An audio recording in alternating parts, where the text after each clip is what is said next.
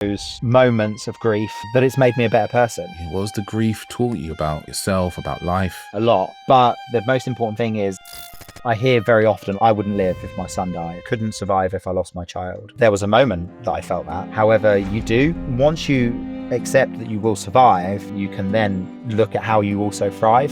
You don't get over it, but you get through it and you learn from it. How do you process that grief, and do you still continue to do so? I will always continue to do so. It will never go away. Also trying to teach my boys how to grieve as well. Trying to help them to not make the same mistakes I did with grief. It's almost this perpetual desire of like, when I'm healed, when the battle is over, then my life will be perfect to the way I want it to be. Healed suggests that there's an end to something and it's finished and it's better. And I don't think that's ever going to happen. I think you're going to be changed, not healed. And that's okay. So, listeners, back with another wonderful episode with someone who's really lived life, man, living life that's slightly alternative to the way that we have been taught that we have to live life, choosing to choose his own path or way of living, and very much, living an alternative way of being, but actually making his own, but also sharing really openly, really vulnerably about his life, his experience, and that of raising, 4 young boys, which is incredible. Today's guest to have with us is Andy. How are you doing today, Andy? I'm awesome, man. Thank you so much for having me on. Yeah, man, my pleasure. I'm gonna dive into the first question actually, which is what does it mean to you being a man in this kind of modern time of who you are now? That's a really important question, actually, and something that I think my answer to this question changes every time that I'm asked it, or every time that I'm asked anything that resembles it, because I don't think there is necessarily a consistent answer to what it means to be a man. My idea of masculinity has really developed over the past year, and I feel like I've kind of been thrown into this world that's kind of been shaped by femininity certainly over the past 100 years. And I'm a single dad. I'm a full-time parent. And that's something that's generally been painted as a feminine role for many people in the past. And I think that being willing to look at what that means and what masculinity means and how much of the feminine I'm willing to bring into that as well has become really, really important. And actually for me, certainly my idea of masculinity and certainly my idea of strength that's involved in that comes from the vulnerable, and becomes from hopefully my ability to reassess absolutely everything that I'm doing. And I don't think there needs to be a real fixed definition anymore of what masculinity is. And I think there's room for us to learn a lot from our own femininity in order to become more masculine.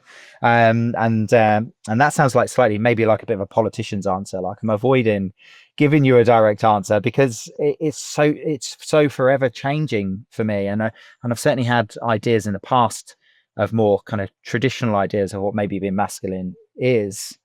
And I've been forced to step away from that. And I've been forced to really embrace the fact that my being masculine means that those aspects of being feminine as well have become really important to me. And that vulnerability and the fact that I can make mistakes and I'm getting this wrong and don't have my shit together in any way whatsoever, ever, is a big part of being a man for me. And I keep saying that over and over again. I definitely do not have my shit together as a man at all.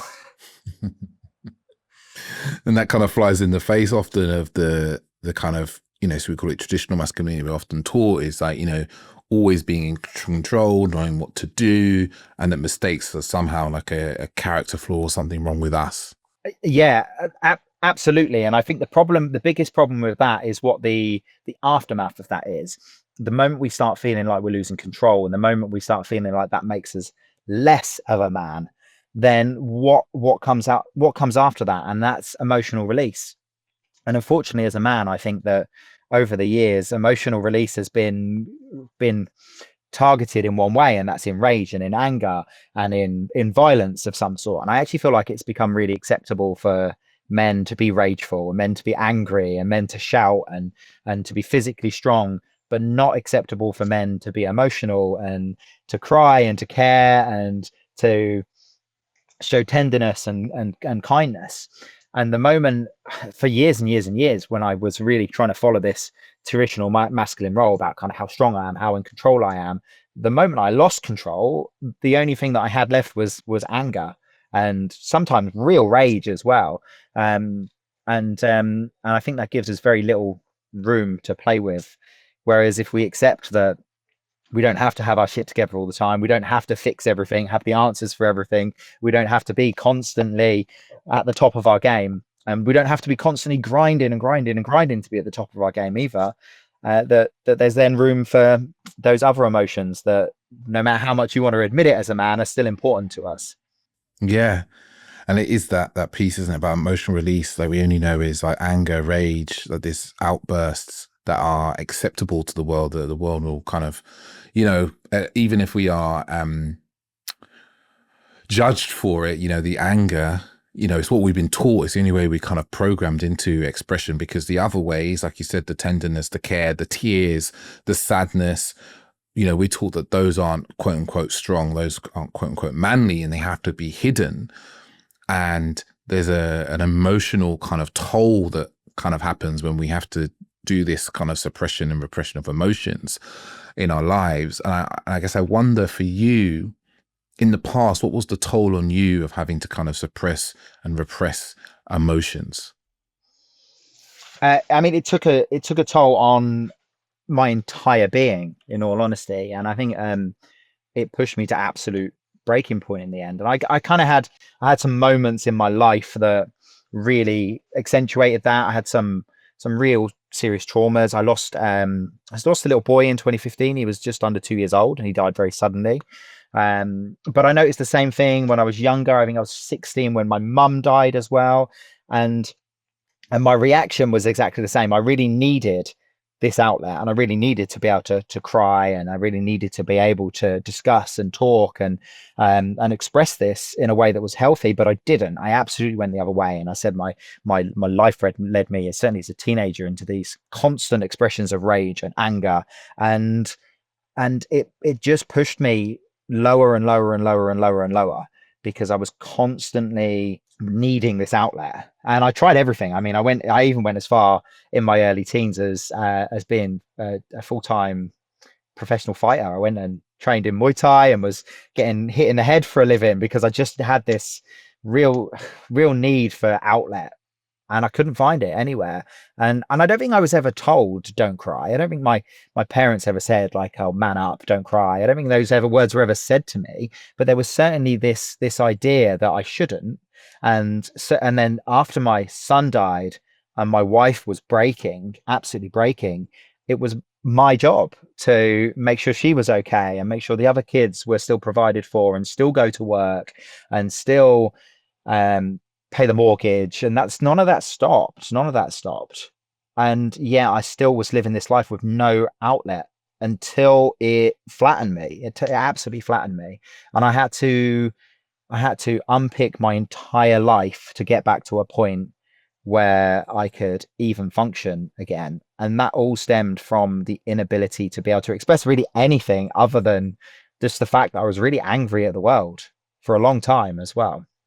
There's also understand, like, as you say all that, that's like a lot, losing your mother, losing a child, you could really feel like God, the world, the universe is like really dealing you a shitty hand, in life. You're working hard, you're looking after your family, and like these things happening, anyone looking from the outside would be like, well, I can understand why this man would be so angry with life, or angry with the world. Yeah, and I think I had probably 10 years where my whole attitude was, why me? Like, what have Mm. I done in a past life, or whatever it could be, and just constantly searching for answers of what the fuck, why, here we go again. And then what you start doing then is, what next? What's going to happen?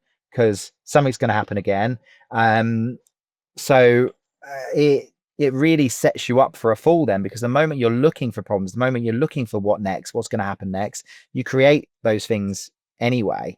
So absolutely, I think that my anger at the time was probably justified, and I think I had good reason for that anger, but it doesn't necessarily mean that it was okay for me. either. It doesn't necessarily, the reason isn't necessarily a good excuse. And I think having a reason and an excuse are really different things. And I had to make the decision not to give myself an excuse to be angry. And that took work. That wasn't something that just happened. And genuinely now, I feel like I've learned so much from those moments of grief and for those adversities that it's made me a better person. So there are elements of me that are truly thankful for my grief and truly thankful for the adversity. And that's not me saying I wouldn't change it in a heartbeat. Certainly, I mean, losing your son is the most horrific thing that can happen to absolutely anyone. I would change that moment. If someone gave me a magic wand to go back in time and change things or whatever, I would take it. But I would definitely be a different person now. And I feel like I'm happy with the person I am now. I'm proud of the person I am now. And that's been shaped by grief and been shaped by adversity. And there's something quite divine in that, actually, that makes me really proud. Mm. Wow. And it makes me super curious, like what has it taught you? What has the grief taught you? Because that's a lot of, yeah, it's a lot of grief, just hearing it. I'm like, thinking, because, I got a little boy, as I said, he's 14 months old. And I, saw my mother even just this afternoon. It's like, to lose them would just be, I wouldn't know where to look in life. So I'm super curious, like from where you're standing now, you're looking kind of back, like what's that taught you about, yourself, about life? Yeah, I mean a lot. But I think the most important thing is, and I hear the same certainly about your child. I hear very often, like, I wouldn't live if my son dies, is a comment I hear all the time. I couldn't survive if I lost my child. And there was a moment that I felt that. There was a moment where absolutely I could have just gone, I'm done, I'm ending this. However, you do survive and you do carry on. And I think all of us have that in us. All of us have this not just strength to carry on, but an absolute primal drive to carry on no matter what is thrown at you. And I think that's actually really quite instinctive for us to survive. And once you accept that you will survive, I think at that point you can then look at how you also thrive. Because survival is Mm. one thing, and survival is probably the easy bit, and going, well, I'll just carry on and I'll get through life. But I really did learn that I had a true strength in me to push through it and survive and thrive and carry on. And to start with, I think that was for other people. I don't know if necessarily I did that for myself to begin with. I think for myself to begin with, absolutely giving up would have been the easiest thing to do.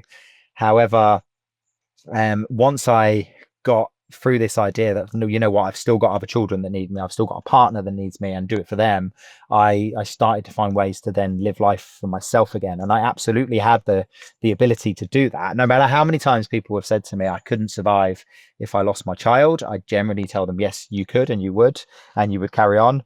And the world does carry on, and clocks keep ticking, and the world keeps spinning, and you will as well. And there is, you don't get over it, but you get through it and you learn from it. Mm. Yeah.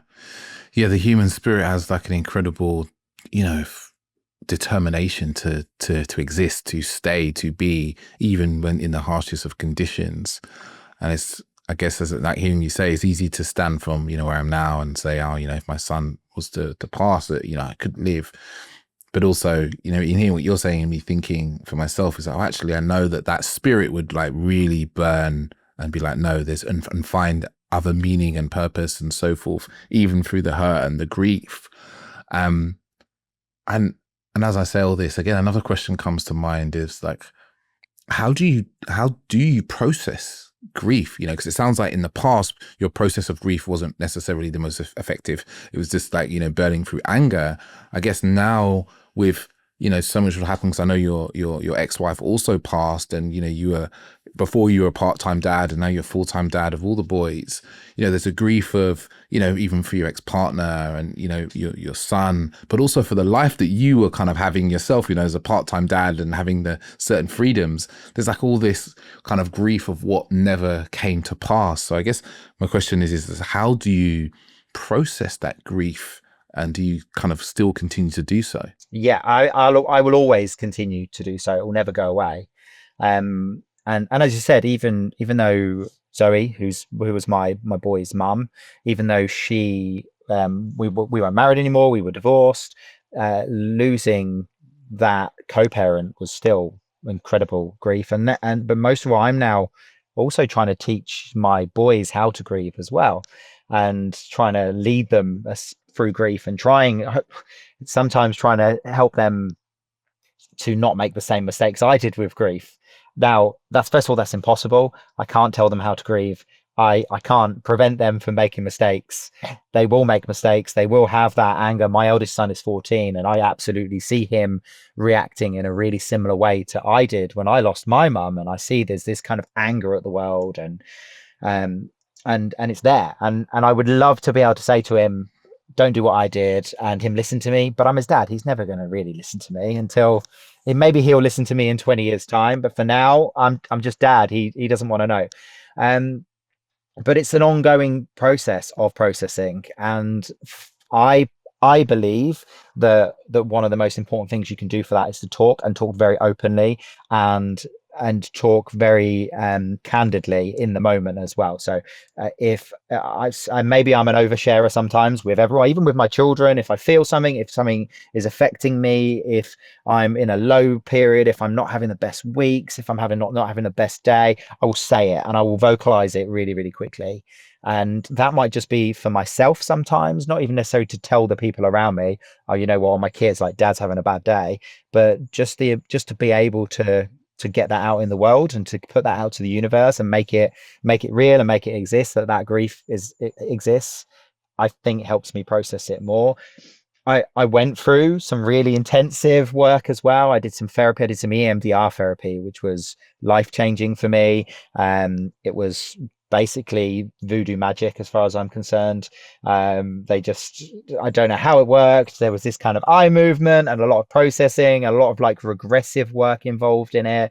And I kind of treated it as if I was suffering with PTSD and with trauma from these moments, and it really helped. And I put the hours in to do that. I did kind of 10 hours of EMDR, and continue to push myself through talking therapies, and if that's with a professional, or if that's sat with my 14-year-old son going, dad's having a really bad day, give us a hug.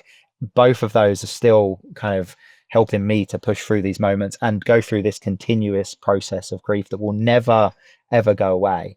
But I do think it's really important to always say, because I've been asked this similar question before about healing, that processing and healing don't necessarily have to be the same thing. And I think so many of us are searching for a way to be healed, and give up now if that's what you're looking for, because you're not gonna be healed. Healed suggests that there's an end to something, and it's finished and it's better. And I don't think that's ever going to happen. I think you're going to be changed, not healed, and that's okay. Yeah, it's so easy to, as you talk about there towards the end, about the healing. There's this, I always think of kind of like, you hurt your arm, you cut yourself in your arm, and it kind of heals over, but there's still the kind of remnants. There's still a scar. Sometimes the skin isn't as smooth. Sometimes there's a visible scar there. It never completely goes back to exactly how it was maybe before. It's something new. It has some texture still that's held around the wound. But I think there's so much of our desire, I think, as humans, and maybe as people who have been hurt and wounded, is like for it all to just go away and never, like, for it to disappear. And it's almost this perpetual desire of like, when I'm healed, then I can do X, Y, and Z. When the battle is over, then my life will be perfect to the way I want it to be. And it's just, we never really get there, do we, as people? No, and you never will, and you'll also never learn anything from it. I don't think, if it just goes away and it's finished, and you're healed and you move on, you're not learning a lesson from that. And I genuinely think that your life can be made better from grief and adversity. I think an easy life doesn't necessarily challenge you in the ways that improve you as a human being. And I think my level of compassion and care and love and openness, I think they're all things that have come from my grief, and they wouldn't exist without it. Yeah, and that's something that, you know, as men, that kind of compassion and deep feeling is something that we're not kind of taught into, you know, like to go through all that grief that you've experienced. It sounds like it's taught you to, you know, feel very deeply, be able to express and communicate really kind of potently and powerfully, while also be, you know, generating that, I'm imagining, that compassion for yourself, which helps you through the grief, which also allows you to be super compassionate for other people.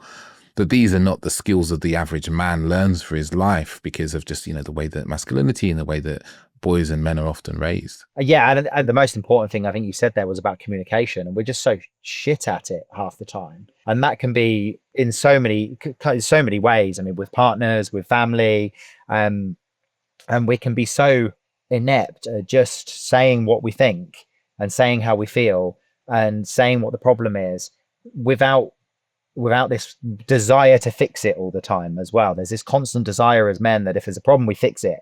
And a lot Mm. of problems don't need fixing. A lot of problems can't be fixed. They just need some communication. Again, it's with a partner, to be able to just discuss a problem and accept a problem, a disagreement that you might never agree on. The moment you spend your entire time trying to fix it, you may never fix it, and that problem is going to escalate and escalate and escalate. But just accepting that some problems in your life are problems in your life, some hardships in your life are hardships in your life that don't require fixing, they just require accepting, I think can help you really kind of move through life on so many levels with so many different things. But that does takes a bit of communication, and that communication might be with others or even just with yourself, just having the heart to listen to yourself a little bit and say, okay, what do I need? Where am I at? How do I feel right now? And I think for the most part, we're really shit at that as men. And I have to force myself to stop fixing. Fixing is a big problem for me. I want to fix everything. Yeah. Yeah. It's funny. I was thinking as you were talking, I was thinking of the Gottmans. You know, I've listened to quite a lot of them over the years. And there's a particular statistic. I think it's something along the lines of like 40% of relationship problems are never solved, that they say. And I think this is also true for our own lives and our own selves, that a lot of the problems we have, we can never completely solve them. And as you said, there must be kind of an acceptance. So like, okay, this is how it is, and we can build structures to kind of mitigate the problem and so forth. But there must be an acceptance that like, oh, this is the case. But also I feel like in the fixing as men, because the desire to fix, there's also a kind of unconscious or sometimes conscious message we tell ourselves that like, if I can't fix this problem, then somehow that means that I am lesser than. And that kind of leads to the lack of communication, because if I want to communicate something as a problem, I can't fix it, then being communicating that there's a problem that I can't fix, I'm also saying that I'm a lesser than man, because other men, quote unquote, other men out there can fix all of their problems. And then there builds this shame as well around like, I know, you know, when I say problems, I mean kind of perceived problems, because that's, you know, most of the problems we have in life are perceived, not necessarily in reality, they're problems. So there's this like vicious loop of like, oh, there's a problem that I can't fix.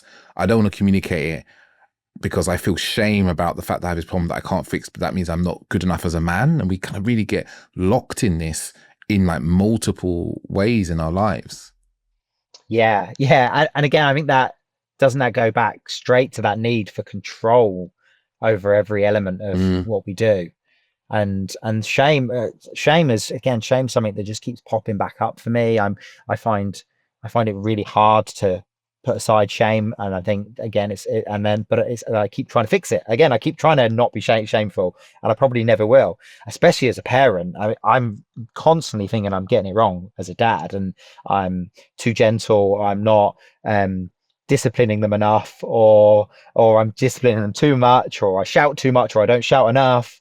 And what are the other parents doing, and how are they doing it? And I certainly find myself comparing myself.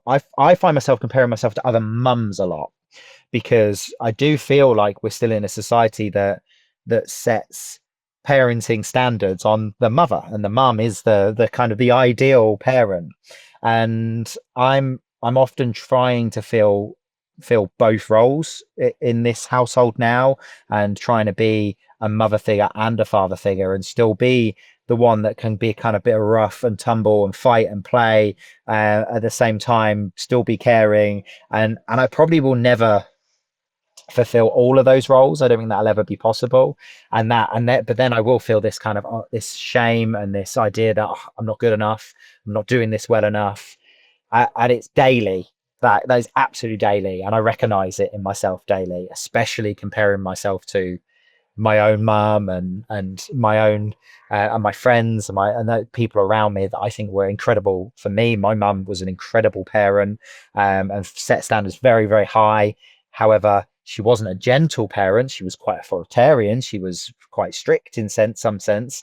So I am in this non-stop battle with myself to just get it right, and I don't often feel like I do get it right, especially with being a parent, and that can feel quite shameful every time I get it wrong. But I say sorry, actually, and that's really important. Is when I do get it wrong, I will apologize to my children, and I've learned that helps me, and that's become a really important part of my parenting. That if I do feel ashamed or like I didn't get it right, then I'll just say, I'm really sorry, I shouldn't have shouted at you, or I'm really sorry, I didn't handle that well. And I'm trying to kind of lead that as part of my parenting process now, to feel less shame that I've recognized it and I've been man enough to have the strength to say sorry and apologize. Hmm. And how do you feel that readiness to kind of apologize and admit where you've made mistakes is kind of impacting them, both positively and even negatively?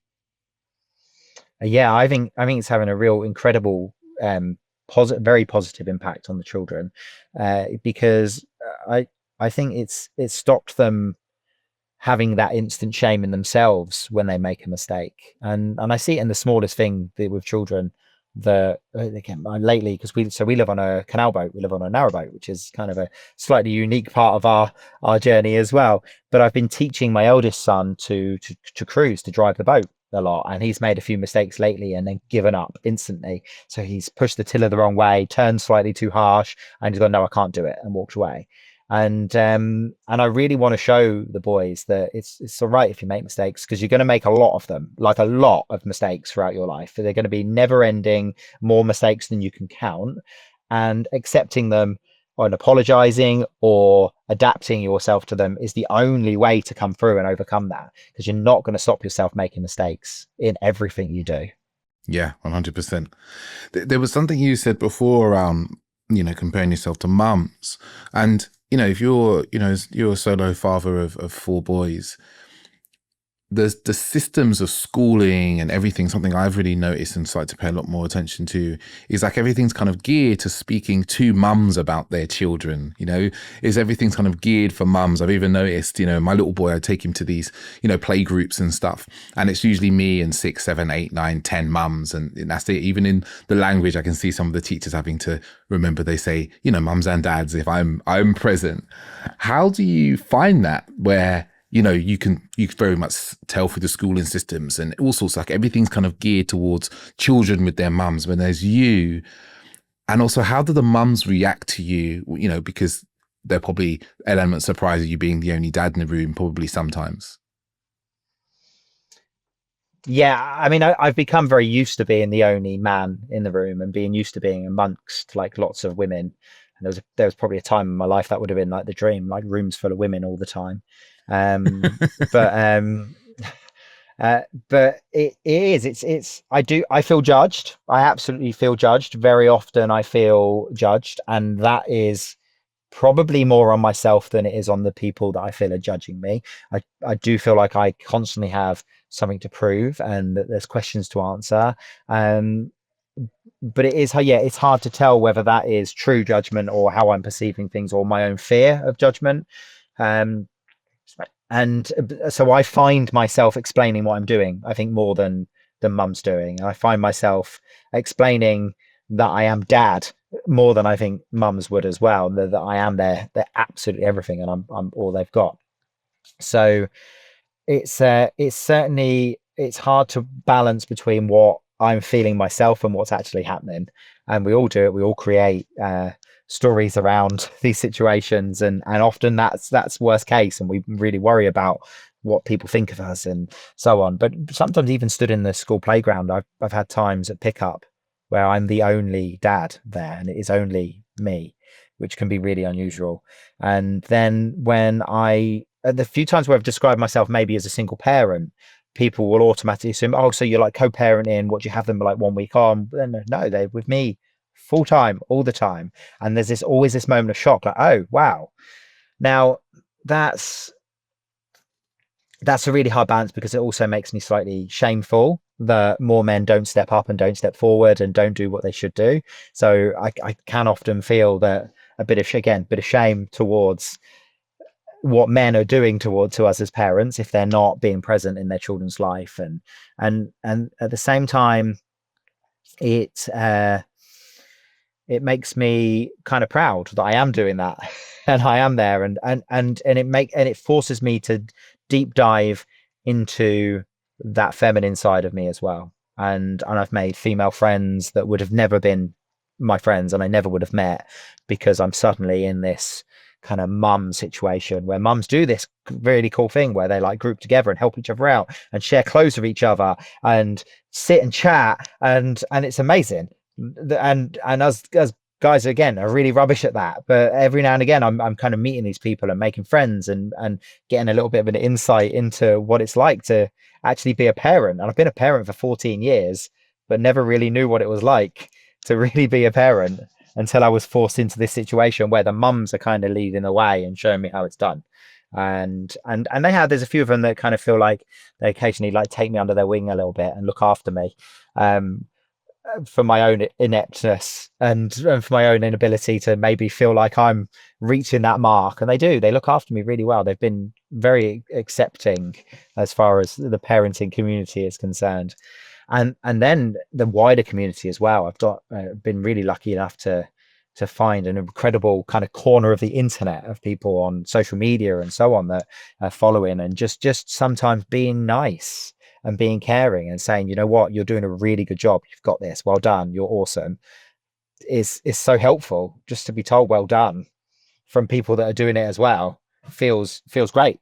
It's great. But it is the whole world of parenting, I still think, is absolutely shaped around femininity, and that can be a really difficult thing to live up to as a man. Yeah, because there's the kind of story that it's innate to women to nurture and look after children, and as again, the story is that men, that's not what we are innate at doing. And it's something I've been listening to a lot of podcasts about actually in the last kind of year and a half around this.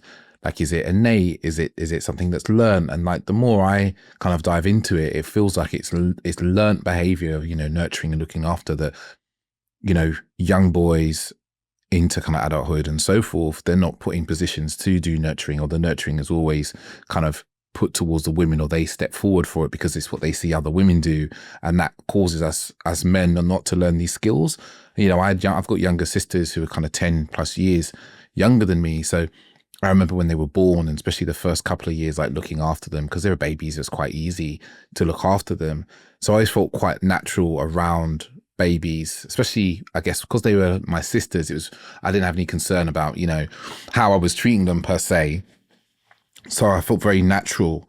But I've noticed how there's assumption as a father of like your either inability or disinterest in doing kind of fathering or some of the more kind of nurturing things. Like, for example, recently we chose a nursery for our little boy Bjorn, and I went to the nursery the first time, and they were all like, "Oh, how comes you're here? Is mum busy?" kind of thing. And I was like, no, I'm just, I'm doing this today. And then even like last week, we were settling him into the nursery that we chose. It was the one I chose, and actually, and again, the first day I did the settling in, which is like going in for an hour with him, the women that worked there were very much like, "Oh, so again, is mum busy? Was she not around today? Is she busy working? Blah, blah, blah." I'm like, I was like, I chose to do this today. And they're like, "Oh, okay." And they're like, "Oh, that's really great." And there's almost this like almost patronizing nature to it, that like, "Oh, aren't you a good hands-on dad who's not just like being lazy and doing nothing kind of thing. It's I just feel like there's such a strong narrative to shift that's like, you know, almost hundreds of years old in many ways. And it's strange because I don't know if this is your experience, but the dads I know, the friends I've got with dads are like, I'm going to use the phrase, they're like super hands-on with their children. They're really involved in all the decision making and choices. But yet this old narrative still prevails that, you know, dads are lazy and absent. Yeah, it's a really interesting idea that you said about it being patronizing at times. And I recently got into quite a deep dive conversation with someone about both sides of this. The A viewer of my social media content had become unhappy with what I was posting because in fact, I think the words they used were that it was dripping in misogyny. And the reason they felt that my content was misogynistic was because I was taking praise and getting praise for what they called basic parenting. Um, Mm. and I found this really interesting because they saw it as a woman, they saw it as misogynistic and insulting that women are doing this every single day, and then suddenly a man like me is being told well done, and being given praise. And I said that I didn't feel like these things were praise. I didn't feel like these things were positives. I didn't feel like being told, oh, well done, look, you've taken your kids to the park, was in any way praise. I felt actually like it was so patronizing that it was suggesting I was incapable. And I was trying to kind of have this conversation with this individual that while they're feeling like they're working really bloody hard as parents and getting absolutely nothing, I'm feeling like I'm being treated like I'm incapable, and Mm. and both of us, neither of us like it. So at the moment, I have had it. I've been at the park with the kids and people have been like, oh, is daddy babysitting today? I'm like, no, I'm Mm. babysitting, I'm being a dad and I'm parenting. And no, it's not babysitting at all. This is my daily life. This is what I do every single day. And that isn't me. And when I share content online, when I discuss being a single parent and how difficult that is, while I really appreciate the praise and the, oh, well done, you're awesome, you've got it. That isn't the same as being praised for the basics. I don't need that. I don't need people to tell me that I'm awesome because I made my kids dinner or because I got them to school on time. Not that we often get to school on time. Very often we don't. But I want to be accepted as a parent. I don't want to be patronized to that level. And if at the same time then women are feeling like there's an element of misogyny or gender bias in that they're not getting the same praise, then nobody is winning. Nobody is winning at all. And I do think that the old kind of idea of dads going to work and not really get involved with their children, while mums stay at home and become the parents, I think that is dying. I think that is shifting. I have friends that have got the absolute opposite. I've got friends that have got a stay-at-home dad and a busy working mum, and I think that gender norm has shifted quite dramatically now as well, but people's mindsets just haven't quite caught up yet. Yeah, yeah.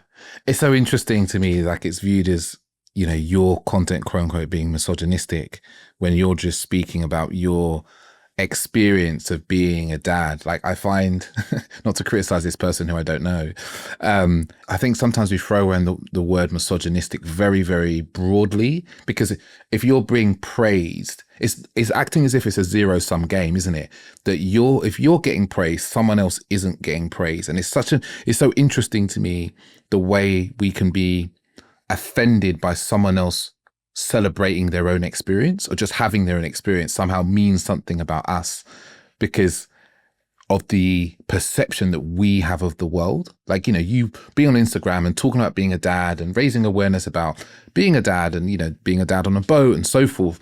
But someone else's perspective, what they glean from that is that, oh, this content is misogynistic because there are other people out there not getting the praise that this person is, as if praise, like there's a limit on praise in the world and you getting it takes it from somebody else. Yeah, I mean it's a bit it's extreme, and I think it's an extreme view. I think it was an extreme view in the moment anyway. And I think it's a rare extreme view. But like I said, one person getting praise doesn't undermine the abilities or the hard work of others. And I am constantly putting praise out there to the incredible hard work that all mums do, and would be them single mums or traditional families or stay-at-home mums or working mums. I think parenting is really fucking hard work, whoever's doing it. So that every single one of us doing it absolutely deserves a pat on the back. And like, just getting through the day sometimes feels like an achievement when you've got kids running around and challenging you constantly. And it did knock me back, I took some time to reply and kind of consider what they were saying, and I kept trying to put myself in their shoes and say, okay, is there something I could be doing better to highlight what hardworking mums are doing and what single mums are doing and so on. And actually, I think just highlighting what we're doing as parents and the everyday challengings of parenting do that enough anyway. Because although occasionally I'll say I'm a single dad living on a boat and so on, the word dad is very easily interchangeable with mum, and the challenges I'm facing, I'm sure, are exactly the same, and vice versa at the same time. So no, it shouldn't.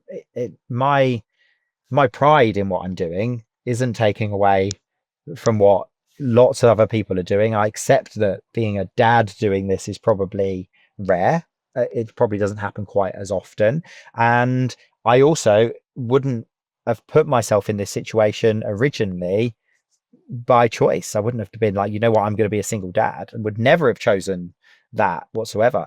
And it's ironic, really, because while going through kind of divorce and doing all that, there was obviously this moment where you're battling a little bit, because I want more time with the kids and the kids want to be here and you want to do this. And I really fought for as much time with my children as possible in the kind of co-parenting stage. So, and it was never enough for me. I always wanted more. But that's, for goodness me, this was not a choice I would have made to suddenly be doing it on my own. There was no way I would have done that. No way I would have gone, actually, you know what, I'm going to be really fucking awesome at this. I should just do it on my own because it's going to be amazing. It's not a chance. I've been thrown into this situation. I would much rather we were co-parenting happily and sharing that burden and sharing the joy at the same time as mum and dad together.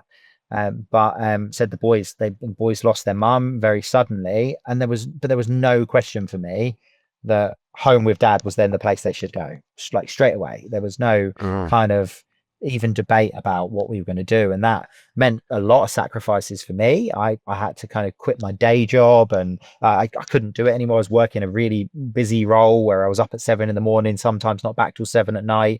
I couldn't do that as a parent. I lost a lot of freedom. I lost my bedroom, for goodness sake. I don't even have a bed of my own anymore. I'm kind of like on a sofa bed, and the boys took my bedroom. I loved my bedroom. It was awesome. And the boys have got that now. So there were sacrifices to make, and I'm proud of those sacrifices. And I think being able to stand up and put myself online and say, these are the things I'm proud that I've done, and celebrate them, is perfectly reasonable. And I'll continue to do it, even if someone tells me I shouldn't. But no, I definitely think you should. And I think it's this interesting thing that I think there's a real positive around, not just the work that you do, but a lot of fathers do, is that so many of us experience some level of kind of absent father. And I'll use a very broad term of absent father. And like, we had a father who wasn't like emotionally present, or didn't pay attention to us, even though he may have been in the home. Many people had, like myself, I had a father who didn't live with us, didn't live with me, lived some distance away, but I didn't see very often. Or I know a lot of boys who had fathers who they just never met, not just boys, girls as well, who never met their fathers, and these kind of like levels of absent father. And I think through seeing fathers like yourselves, people, men and women, they get almost like the healing that they never received. They get the nurturance of a father they never received. And I think this is one of the reasons why I think when people do see men like yourselves really showing up for their children in these multiple, these multifaceted ways, they celebrate, both to celebrate you, but also to kind of heal that internal wound and kind of have compassion for themselves, what they didn't get, to know that it's someone's getting it out there. It's possible to get this, and even to change their perspective of what's possible, maybe in their own relationship they're now, or the relationship they want to have in the future. Yeah, and it's about breaking that cycle a little bit, isn't it? My dad's amazing. My dad's an incredible man, and I'm really close to my dad to this day. But as a child, it was still a very traditional setup where he was very busy. He was at work, sometimes for kind of days or weeks or whatever at a time. And my mum was the person at home that was then the person that was caring, and the day-to-day safe space was my mum for me. And although my dad was there emotionally, he then wasn't necessarily there physically, just simply because of this idea of these gender roles that we definitely fell into as a family. And I don't blame him for that at all. And that's a role that I slipped in very easily to when we first had children. It was still very much that I was out at work and I was busy, and sometimes, for the most part, I was away. I would get up in the morning, 7 o'clock, go to work. I was work as a photographer. I'd be in the studio, and it was my own business. I was self-employed, so I even if I got home at 6, 7 o'clock at night, I was generally straight on my computer and I was working, and I was really pushing to fulfill this role of provider. And I've had to break the cycle for myself as well, and realize that providing means absolutely nothing without at least some level of presence. And I am trying to show that you can break that a little bit. And that, I mean, again, that came from hardship for me. My idea of success has really shifted as well. And while previous ideas of success for me was about how much money I made, how nice my house was, how big my house was, and how nice my car was, that's not my idea of success anymore. And to be present with the boys means so much more than how much money I can spend on them. I hope it does. I hope they realize it does eventually. Eventually. Yeah, Eventually. yeah, eventually. Yeah, yeah. And it's funny you say those words, because there's two things that dawned on me. Is I was speaking to a friend of mine recently who's a teacher, and we were discussing how younger children these days are so more acutely aware about money. Like, and I've been into a few schools and done some talks and workshops with young boys, and I was really astounded by some of them, for the age of like 11 years old, ask them what they want to do. They just want to be rich.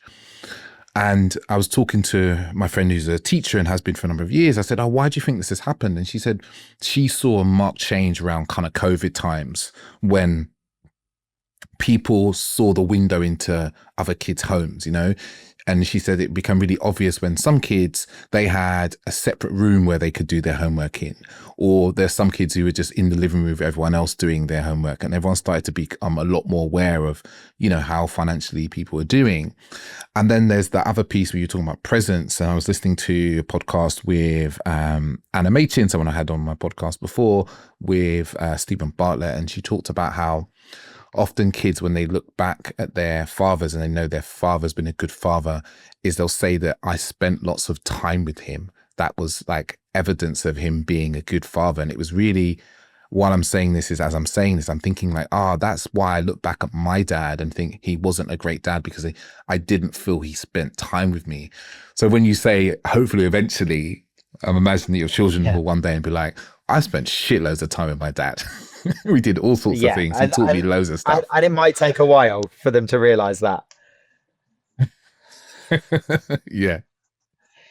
And actually, other children have asked them, other children have said to them, I believe, like, especially about the boat, because it's different. And I think the exact words were, "Are you poor because you live on a boat?" There is this kind of question of poverty. And then my boys have come home and gone, "Are we poor?"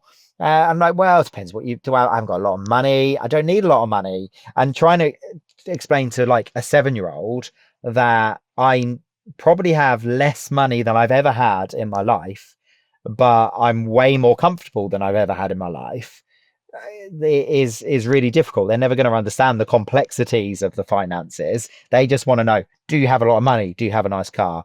No, I don't have a lot of money in the bank account. No, I don't. I'm driving a 40-year-old shitbox VW that's just falling apart, but I love it. And my house is 6 foot wide. I can touch the walls on either side of my home now, and I've never felt so much freedom and like I've got so much space at the same time.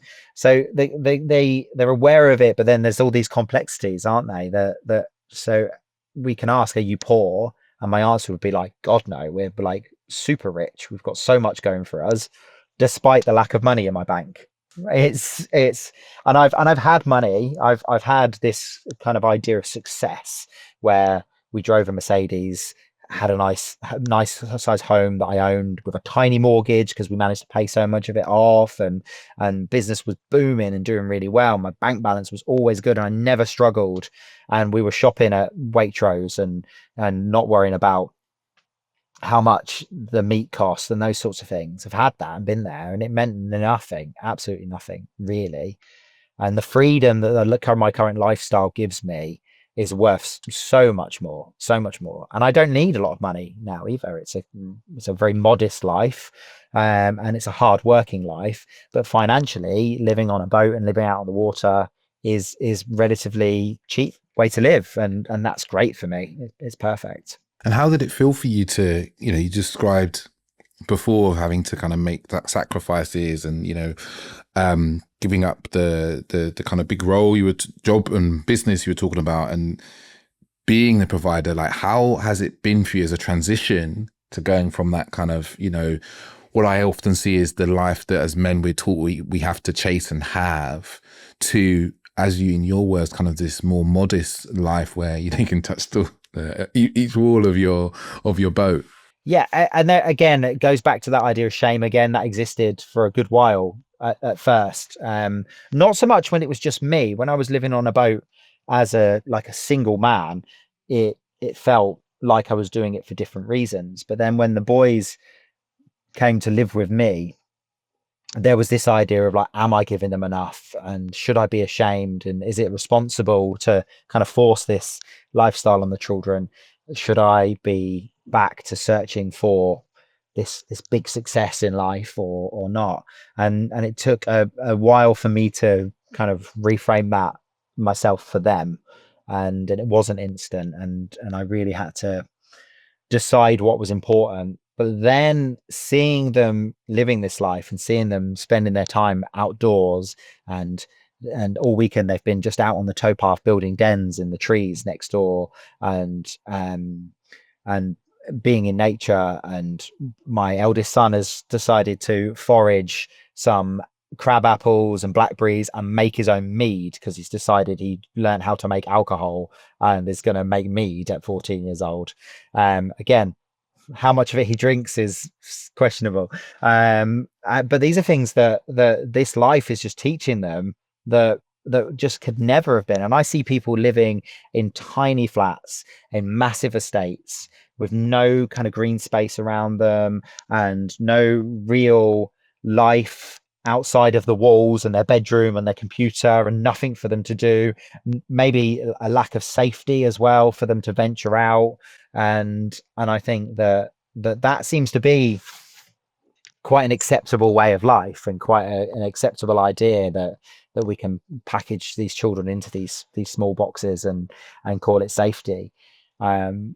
And maybe for some that would have been the responsible thing for me to do. But my children are living with me now. I need to give up on this idea of freedom and this whimsical nomadic lifestyle that I want to live. But they've just benefited so much from the lifestyle now, and things that they're going to take with them for the rest of their life. My eldest especially, he's a boat kid now. I could never imagine him not living on a boat. He has his own boat now. He's 14 and he's got a 21-foot river cruiser that is his.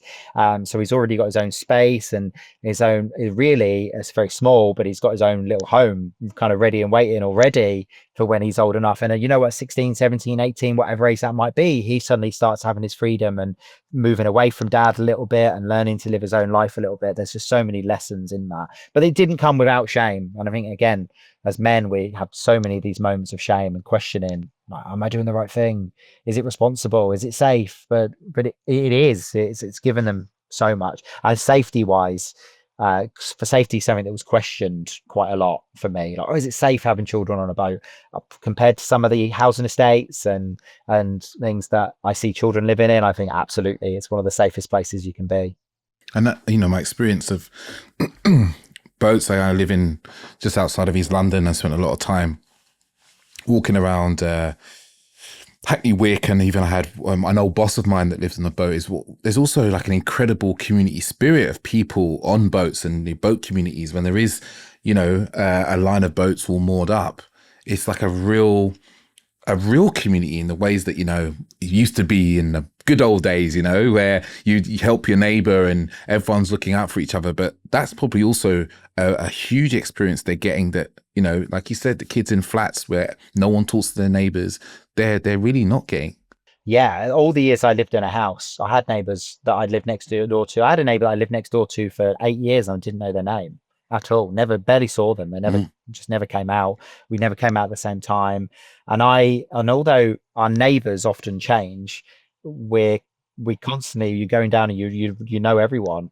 I do about a 30-mile stretch of canal really regularly, and everywhere I stop, there'll be a neighbour whose name I know, whose boat name, or if I don't know their name, I know the name of their boat sometimes, oddly, rather than their personal names. I just call them by the name of their boat quite often. And you see someone that's got a problem with their engine, or run out of water, or whatever it might be, you help each other out, and it really is an incredible community. And I don't think I even realized how much I needed community until the boys lived with me. I mean, it was very easy again as a single person to have my friends and that is it, and be maybe even a bit of a loner at times and not worry about that. But then suddenly to be a full-time dad, a proper dad, doing it every day rather than this kind of part-time weekend dad, but it was just all the fun stuff. That community was something that I craved absolutely incredibly, and I've managed to find this real village living on the boat. It is this kind of long floating village, and then I've got people I move with quite regularly. A mutual friend of ours, Adam Lind, is generally my regular neighbor, and we kind of cruise the network together. Generally, we kind of separate off every now and again, and then we'll always moor next to each other when we can, depending on where you've got. And Adam and his wife Lauren have become almost my co-parents. They don't have their own kids, but they're like auntie and uncle to mine, and my boys absolutely love them and let themselves in and out their boat and help themselves to their snack drawer and do all those things that kids do. And I didn't even know I needed that. I didn't even know I needed that kind of level of human connection that I think that being on the boat has given me so easily, that I would have really had to search for, I think, in the wider community. It would have been really difficult to find in an estate. Yeah.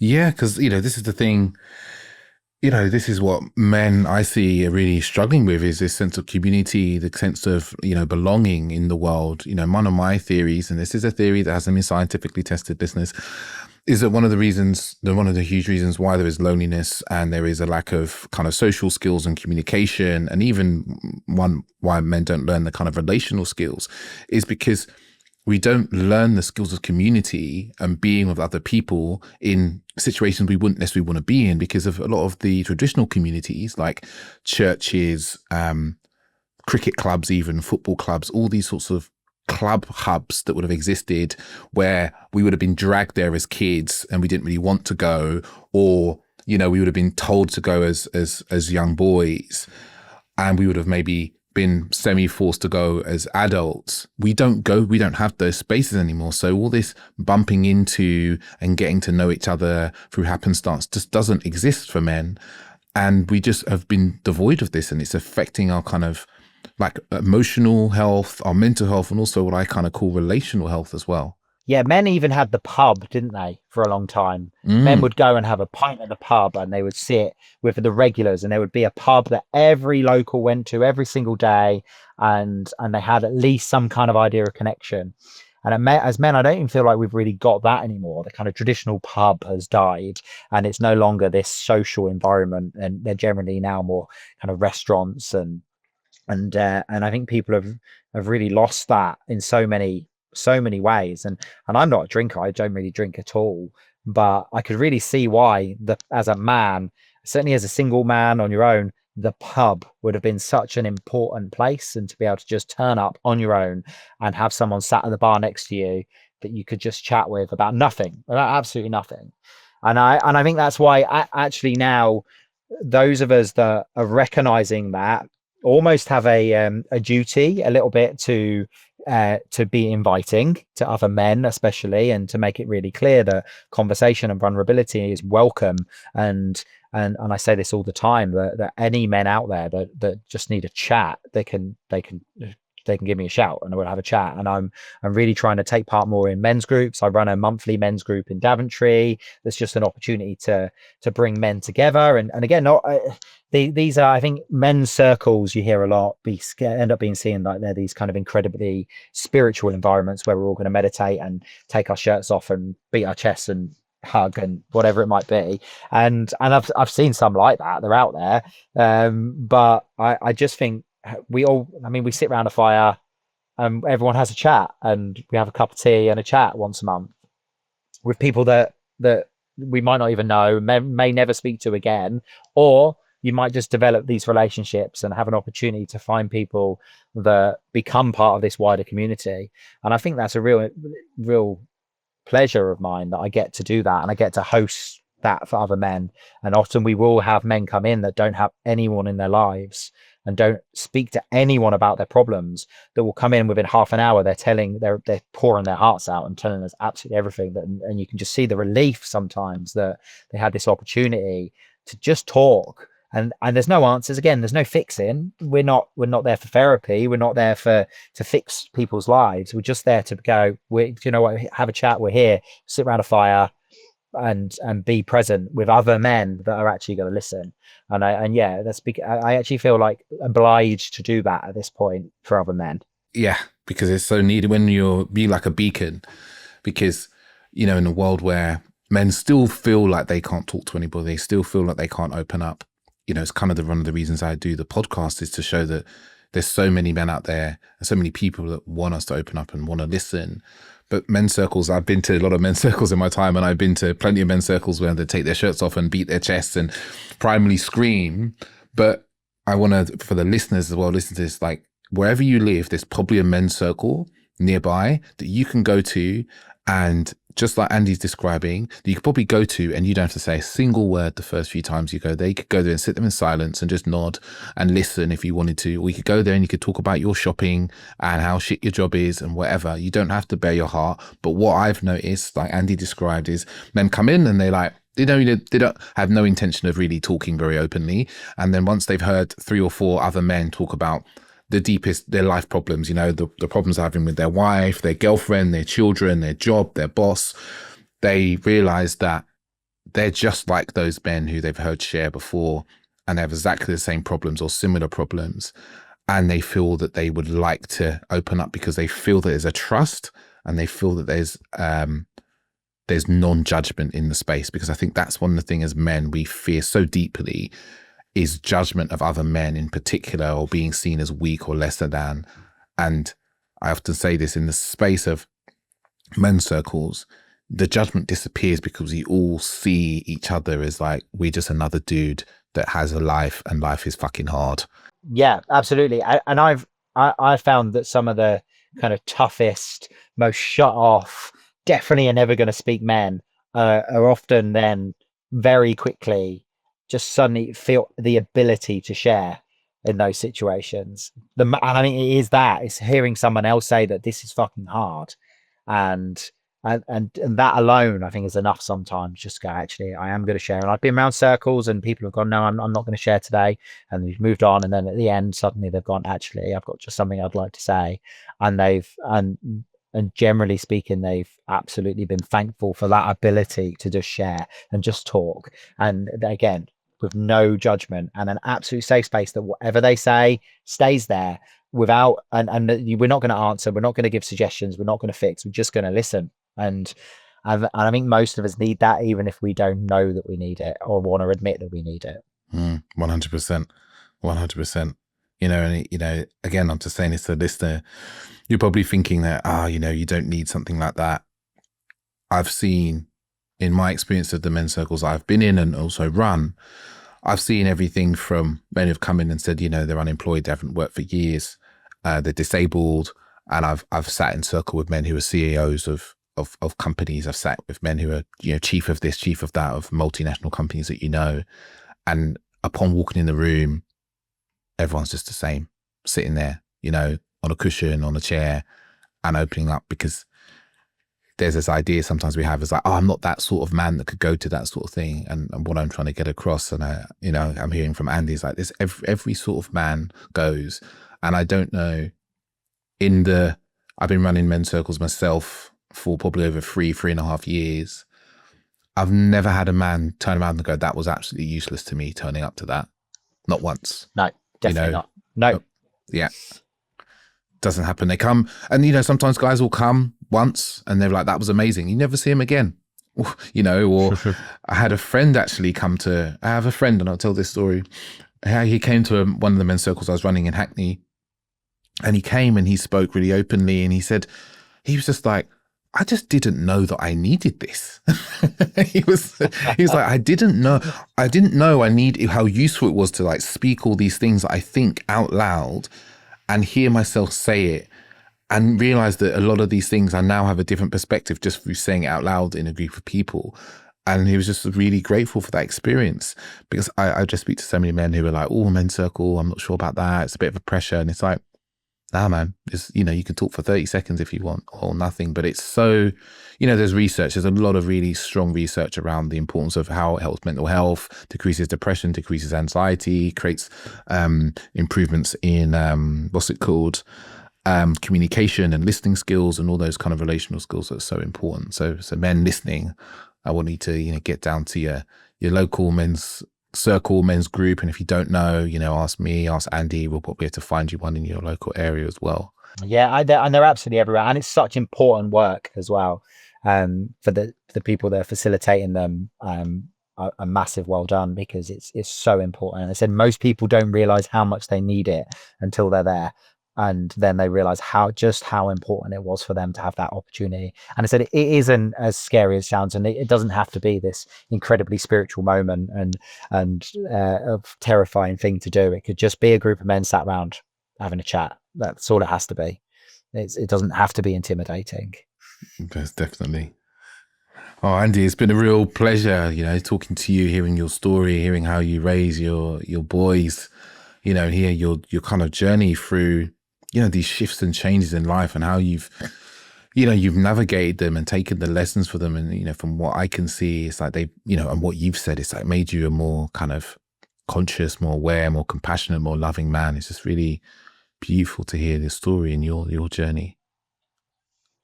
Thank you. Yeah, it's been a real pleasure sharing it. Absolutely. Yeah.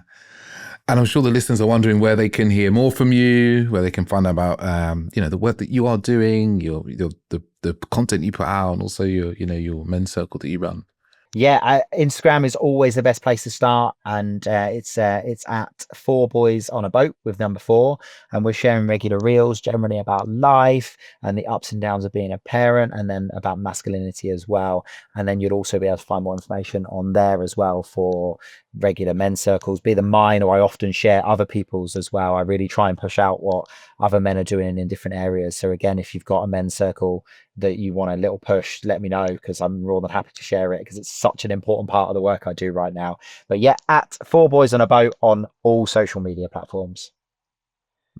Fantastic, man. Thank you, Andy. And listeners, feel free to share this episode with people, especially dads, because I did this episode, and I've done a collection of 4 episodes with some other dads, because I think dadding is hard, and there's so much narrative around, how useless we are and bumbling we are and so forth. And I'm also really passionate about changing that narrative. So feel free to share this with a dad that needs to hear that, what's possible for him, or men out there who want to involve themselves in this sort of circles and so forth, share the love as well. And also, don't make this request too often. Just jump into the rate and review on all the platforms is super useful to me to get this out to more people around the world, more men, women who are really dying to shift and change how they relate and how they, they're fathers and men. But listeners, thank you. And I'll say until next time, Ciao, ciao.